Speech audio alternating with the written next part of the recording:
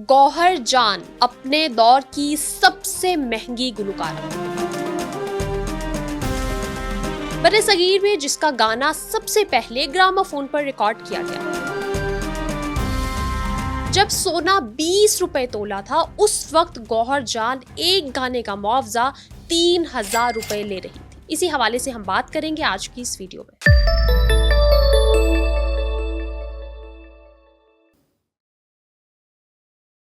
अस्सलाम वालेकुम जी, मैं हूं मैमुना लतीफ चीमा और आप देख रहे हैं वीएलसी पाकिस्तान। नाज़रीन, ग्रामोफोन 19वीं सदी की नई ईजाद थी। आवाज को मशीन के जरिए रिकॉर्ड में भर लिया जाता था और फिर ग्रामोफोन पर बजाकर सुना जाता था। मौसीकी हमेशा से ही हिंदुस्तानी तहजीब की पहचान समझी जाती थी। इसलिए इंग्लैंड की company gramophone and typewriter limited ने अपने एजेंट फ्रेडरिक विलियम को हिंदुस्तान भेजा ताकि हिंदुस्तानी संगीत को रिकॉर्डों में भरा जाए। वो जुलाई 1901 में कलकत्ता आया। उसने देखा कि हिंदुस्तान बहुत बड़ा मुल्क है, लेकिन उसकी मौसीकी का दायरा उससे भी बड़ा है। वो हैरान था और समझ नहीं पा रहा था कि इस काम की शुरुआत कहाँ से की जाए। उन्हीं दिनों फ्रेडरिक को कलकत्ता में किसी रईस ने खाने पर मदऊ किया। दावत के इंतजाम से लेकर नाचने गाने वालियों तक सब कुछ फोहड़पन का नमूना था। मौसीकी की रिकॉर्डिंग के लिए हस्बे ख्वाहिश फनकार ना मिलते देखकर उसने नाकाम ही इंग्लैंड वापस जाने का इरादा कर लिया था। तभी उसे किसी एक और रईस के यहाँ से महफिल में शिरकत की दावत मौसूल हुई। ये महफिल उम्दा मालूम होती थी। अभी गाने वाली पहुंची नहीं थी, लेकिन महफिल जिस तरह उसके मुंतजिर थी, उसको अंदाजा हो गया कि जरूर कोई नामी फनकारा आने वाली है। फनकारा बग्गी में से उतरी तो गैसबर्ग ने देखा कि शानदार लिबास और कीमती जेवरात से सजी एक बेहद खूबसूरत लड़की है जो मेहमानों के साथ निहायत शाइस्तगी के साथ मिल रही है। करीब आने पर उसने गौर किया कि लड़की का चेहरा, मोहरा, रंगत और कद काट सब यूरोपियन था। उसे यूं लगा जैसे उसके हाथ खजाना लग गया हो। लड़की ने मुस्कुराकर गैसबर्ग को देखा और खुशखल्की से अंग्रेजी जुबान में कहा, hello gentleman. Frederick William Gaisberg ने ताजीमन सर झुका दिया। महफिल शुरू हुई। लड़की ने ठुमरी गाना शुरू की और समा ही बदल गया। उस गाने वाली का नाम गौहर जान था। ये एक तवाइफ थी और फन्ने गायकी और रक्स में अपना सानी ना रखती थी। गैसबर्ग ने उस वक्त ये फैसला कर लिया कि हिंदुस्तान की पहली रिकॉर्ड होने वाली आवाज गौहर जान ही होगी। उन दिनों ग्रामोफोन रिकॉर्ड्स की रिकॉर्डिंग सिर्फ 2 या 3 मिनट की ही होती थी।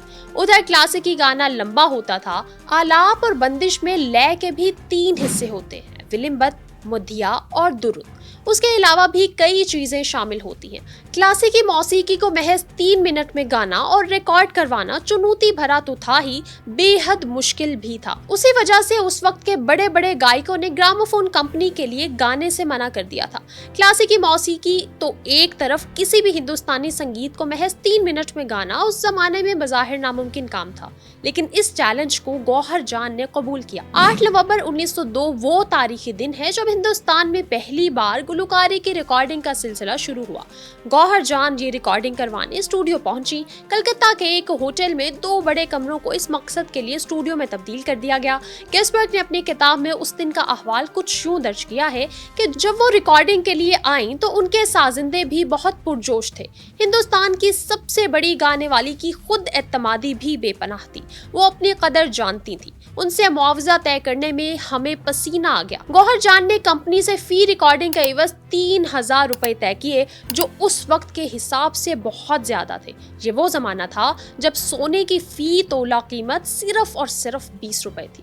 गैसबर्ग ने मजीद लिखा कि जब भी वो रिकॉर्डिंग के लिए आती तो हमेशा खूबसूरत और महंगा लिबास सेबतन किए होती और एक बार पहने हुए लिबास और जेवरात को उन्होंने दोबारा कभी नहीं पहना था। विक्रम स्मिथ ने अपनी किताब माय नेम इज गौहर जान में लिखा कि रिकॉर्डिंग वाले दिन गैसबर्ग उन्हें समझा रहा था कि उन्हें ग्रामोफोन के सामने किस तरह गाना है। कोई हरकत नहीं करनी वरना आवाज पर असर पड़ेगा, और ये कि गाने को सिर्फ 3 मिनट में समेटना होगा। गैसबर्ग समझा ही रहा था कि वो बोली, रिकॉर्डिंग शुरू करें मिस्टर गैसबर्ग। उनके चेहरे पर ऐसा इत्तेमाद झलक रहा था गोया वो उसी काम के लिए बनी है। गौहर जान के पुराने रिकॉर्ड सुने तो अंदाजा होता है कि किस तरह उन्होंने ठुमरी को 3 मिनट में अदा करने के लिए गायकी के अंदाज में अहम तब्दीलियां की, लेकिन कुछ इस तरह के गीत की शीरीनी और क्लासिकियत भी बरकरार रही।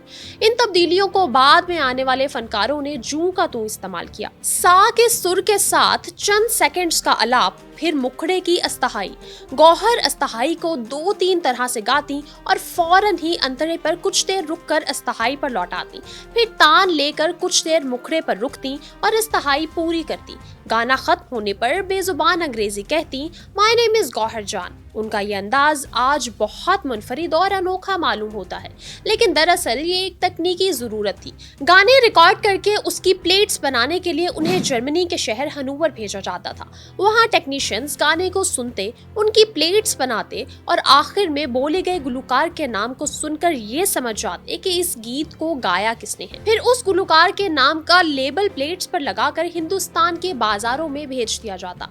इस सारे मरहले से गुजरकर गीत के रिकॉर्ड को हिंदुस्तान के बाजारों में आने में तकरीबन साल भर का वक्त लग जाता। गौहर जान के नए रिकॉर्ड्स के आने की खबर फैलते ही हिंदुस्तान के बाजारों में खरीदारों की भीड़ उमड़ पड़ती थी।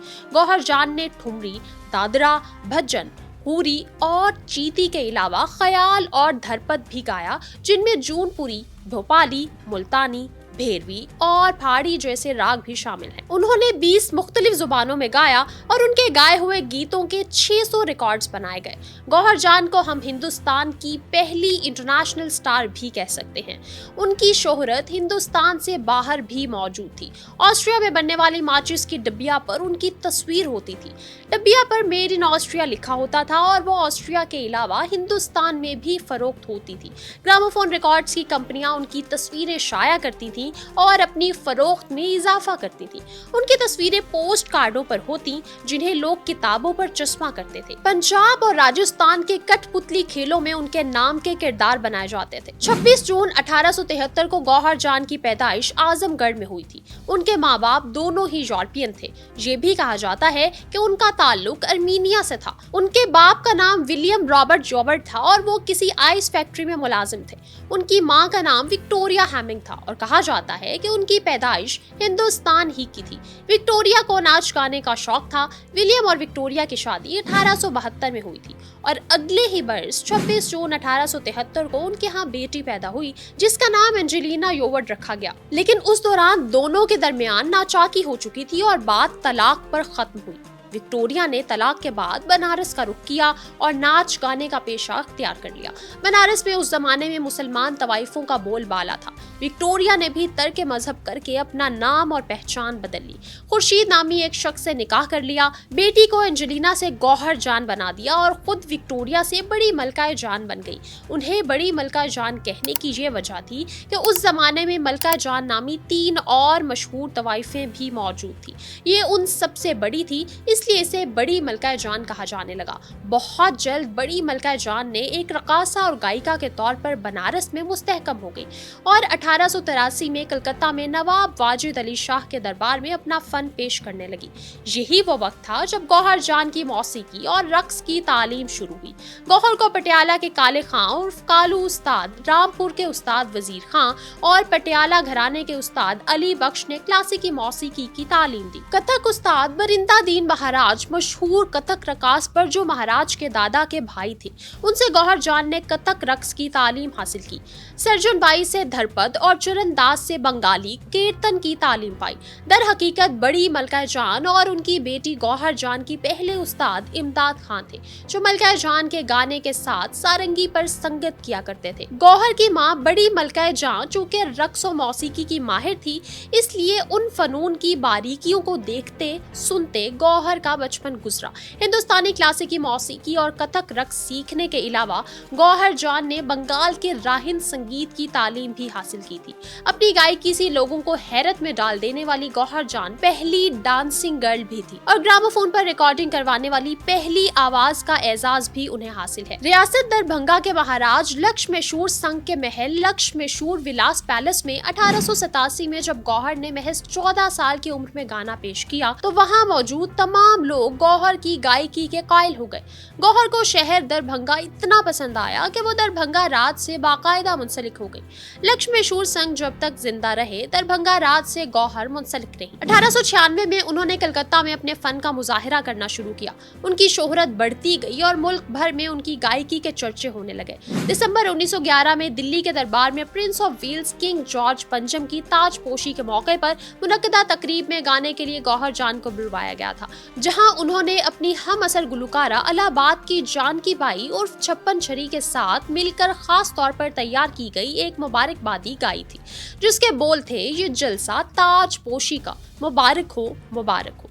जब ये गीत खत्म हुआ तो बादशाह ने दोनों के फन की बहुत तारीफ की और बतौर इनाम सोने की 100 अशर्फियां पेश की। गौहर जान ने महफिलों की गायकी से ज्यादा अपनी रिकॉर्डिंग के जरिए ठुमरी, दादरा, कजरी, चीती, भजन और तराना दूर दूर के लोगों तक पहुंचाया। उस वजह से उनकी शोहरत इस तेजी से फैली कि वो 20वीं सदी की 3 दहाइयों तक हिंदुस्तान की सबसे बड़ी गायिका बनी रही। महफिल में गाने का बुलावा देने के लिए आने वाले कदरदानों से जब तक वो सोने की 100 अशर्फियां ना धुलवा लेती, महफिल में जाने की हामी ही ना भरती। हिंदुस्तान की सबसे बड़ी गायिका को बड़े बड़े राजे महाराजे अपनी महफिलों में बुलाना अपने लिए शान की बात समझते थे। इस संबंध में एक वाकया निहायत दिलचस्प है। विदिया प्रदेश की रियासत दितिया के राजा ने उन्हें अपने दरबार में गाने के लिए मदऊ किया। छोटी रियासत जानकर गौहर जान ने दावत कबूल ना की। दितिया के राजा ने बंगाल के गवर्नर पर अपना असरो रसूख इस्तेमाल करके गौहर को आने पर रजामंद तो कर लिया, लेकिन गौहर ने जश्न में शिरकत की कड़ी शराइत रखी। उन्होंने अपने लिए अलहदा शाही रेलगाड़ी का मुतालबा किया, जिसमें उनके हमरा उनके साजिंदों खानसामियां, धोबी, हकीम और दूसरे अमले ने भी जाना था। गौहर ने यह मुतालबा भी किया कि उन्हें 2000 रुपए यौमिया एजाजिया दिया जाए। महाराज ने उनकी सारी शराइत पूरी की, लेकिन उन्होंने गौहर की उन शराइत को अपनी तौहीन पर महमूल किया। गौहर को पूरे एजाज के साथ ठहराया गया। जश्न कई दिन जारी रहा, लेकिन गौहर को एक दिन भी गाने के लिए मदून ना किया गया। अलबत्ता उनका मुआवजा उन्हें हर रोज पहुंचता रहा और उनकी मेहमान नवाजी में भी कोई कमी ना की गई। गौहर को अपनी गलती का एहसास हुआ और उन्होंने महाराज से बाकायदा माफी मांगी। शोहरत के साथ साथ दौलत की देवी भी उन पर मेहरबान थी। महल नुमा घर, कीमती जेवरात, मोटर गाड़ियां और महंगे मलबूसात। उस जमाने के हिंदुस्तान की वो पहली करोड़पति गायिका थी जो मलकाओं की तरह ठाट बाट से रहती थी। शाह खर्च ऐसी कि पालतू बिल्ली ने जब बच्चे दिए तो उन्होंने अपनी कोठी पर एक जश्न बर्पा किया, जिसमें 20,000 रुपए फूंक डाले, जो आज के करोड़ों के बराबर होंगे। वो दौलतमंद थी और इस दौलत की नुमाइश भी खूब करती थी। अक्सर शाम को सज धज कर 6 घोड़ों वाली बग्गी में बैठकर कलकत्ता की सड़कों पर सैर करना और अपनी दौलत और हुस्न की नुमाइश करना गौहर का शुगल था। कहते हैं एक शाम वो अपनी 6 घोड़ों वाली बग्गी में बैठी कलकत्ता की सड़क पर चली जा रही थी कि उसी वक्त अंग्रेज गवर्नर की सवारी भी वहां से निकली। उनकी यूरोपियन रंगत और शाना शौकत देखकर गवर्नर उन्हें बंगाल के किसी शाही खानदान की फर्द समझा। वो अपनी गाड़ी से उतर आया और सर से हैट उतारकर उन्हें सलाम किया। गौहर ने एक शान बेनियाजी से सलाम का जवाब दिया और उनकी बग्गी फराटे भरती वहां से गुजर गई। बाद में जब गवर्नर को मालूम हुआ कि ये किसी शाही खानदान की फर्द नहीं बल्कि एक तवाइफ थी, तो वो बहुत बिगड़ा। उसने 6 घोड़ों वाली बग्गी रखने पर गौहर जान पर 1000 रुपए का जुर्माना कर दिया। उस जमाने में ऐसी सवारी सिर्फ शाही लोग ही इस्तेमाल कर सकते थे। गौहर सिर्फ रकासा और गायकिया ही नहीं थी, वो शायरा भी थी। उन्हें उर्दू शेर व शायरी से बेइंतहा लगाव था और वो हमदम तखल्लुस किया करती थी। गौहर जान हमदम का कलाम तो हवादिस जमाना की नजर हो गया, अलबत्ता उनका एक शेर अब भी उनके चाहने वालों के हाफिजे में महफूज है। शायद के याद भूलने वाले ने फिर किया, शायद के याद भूलने वाले ने फिर किया, हिचकी उसी सबब से है हमदम लगी हुई। गौहर जान के कई किस्से मशहूर हैं। कहते हैं एक जलसे में उस जमाने की एक और मशहूर गाने वाली बेनजीर बाई को गौहर से पहले अपना गाना पेश करना था। बेनजीर बाई सर से पांव तक हीरे जवाहरात से मुज़य्यन जेवरात से सजी हुई थी। बेनजीर जब गा चुकी और गौहर गाने के लिए जाने लगी तो जाने से पहले उन्होंने बेनजीर से कहा, हमारे जेवरात के हीरो और जवाहर में चाहे कितनी ही चमक हो, लेकिन महफिल में सिर्फ हमारा फन ही चमकता है। ये कहकर उन्होंने अपना गाना शुरू किया। गौहर का बेमिसल फन देखकर बेनजीर उठकर गौहर जान के पास गई और अपने तमाम जेवरात उतार कर गौहर के कदमों में ढेर कर दी और क्लासिकी संगीत की तरबियत फिर से लेना शुरू कर दी। 10 वर्ष बाद एक महफिल में उन दोनों गायकियों का फिर से आमना सामना हुआ। गौहर जान ने बेनजीर का गाना सुनकर कहा, खुश रहो, अब वाकई तुम्हारे जेवरात चमक रहे हैं। गौहर जान के कदरदानों में नवाब रामपुर हामिद अली खान भी शामिल थे। वो महल के अंदर भी बुलाई जाती थी, जहाँ बेगमात उनकी दिलचस्प गुफ्तगू बड़े शौक से सुनती थी। एक मर्तबा नवाब रामपुर ने बरतानवी शहजादे को रामपुर बुलाया तो गौहर ने उनके साथ इवनिंग गाउन और हीरे जुड़े मौजे पहनकर बाल रूम में रक्स किया। इस महल में अब रजा लाइब्रेरी है। एक बार नवाब साहब ने गौहर डे मनाया, जिसका 100 रुपए टिकट रखा। गौहर 70,000 रुपए लेकर कलकत्ता लौटी। नवाब साहब कहा करते थे कि क्या करूं गौहर, तुम बहुत मोटी हो, वरना तुम पर आशिक हो जाता। एक बार गौहर जान अपनी सहेली जानकी बाई से मिलने इलाहाबाद गई। मशहूर शायर अकबर इलाहाबादी भी करीब ही रहते थे। गौहर ने जानकी बाई से कहा, मेरा दिल चाहता है अकबर इलाहाबादी से मिला जाए। जानकी बाई ने कहा कि आज मैं वक्त मुकर्रर कर लूंगी तो कल चले जाएंगे। चुनाचे दूसरे दिन दोनों अकबर इलाहाबादी के पास पहुंचे।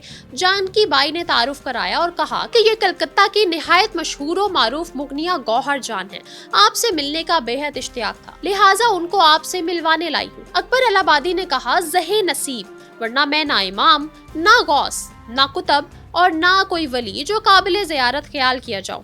पहले जज था, अब रिटायर होकर सिर्फ अकबर रह गया हूँ। हैरान हूँ कि आपकी खिदमत में क्या तोहफा पेश करूँ।